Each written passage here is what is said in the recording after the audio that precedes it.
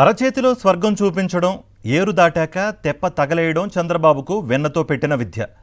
విశాఖను రాష్ట్రానికి ఆర్థిక రాజధానిగా తీర్చిదిద్దుతామని ప్రగల్భాలు పలికిన బాబు ప్రభుత్వం ఆచరణలో మాత్రం వెన్నుపోటు పొడుస్తోంది. కొత్త సంస్థలను తీసుకొచ్చి వైజాగ్ను ప్రపంచ స్థాయిలో అభివృద్ధి చేస్తారని ప్రజలు భావిస్తుంటే ఉన్న కార్యాలయాలను విజయవాడ వైపు తరలించడమే తమ మార్క్ పాలన అని కూటమి సర్కార్ నిరూపిస్తోంది.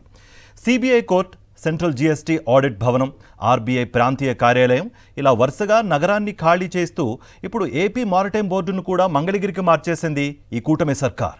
విశాఖ కేంద్రంగా మారిటైమ్ బోర్డు పనిచేయాల్సిందిగా చట్టంలో స్పష్టంగా పేర్కొన్నప్పటికీ ఆ చట్టంలో ఎలాంటి సవరణలు చేయకుండా కార్యాలయాన్ని తరలించడం నగర వాసులను విస్మయానికి గురిచేస్తోంది.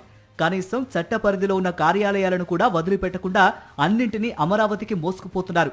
సాధారణంగా ఏదైనా ప్రభుత్వ సంస్థ ప్రధాన కార్యాలయం మార్చాలంటే చట్ట సవరణ అవసరం.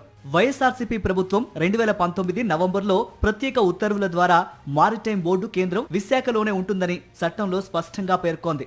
దీని ప్రకారం విశాఖలోనే హెచ్బీ కాలనీలో కార్యాలయం ఏర్పాటైంది.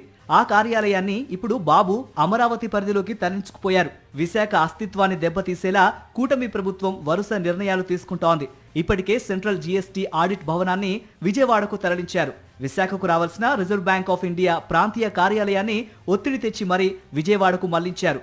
చివరికి సిబిఐ కొత్త కోర్టును కూడా తరలించి విశాఖకు వెన్నుపోటు పొడిచారు. ప్రస్తుతం వైజాగ్ పోర్టు, గంగవరం పోర్టు వంటి దిగ్గజ సంస్థల పక్కనే ఉండాల్సిన మారిటైమ్ బోర్డును కూడా తీసుకువెళ్లిపోవడంతో విశాఖకు ఆర్థిక రాజధాని ట్యాగ్ కేవలం బోర్డులకే పరిమితమైందని విమర్శలు వెల్లువెత్తుతున్నాయి.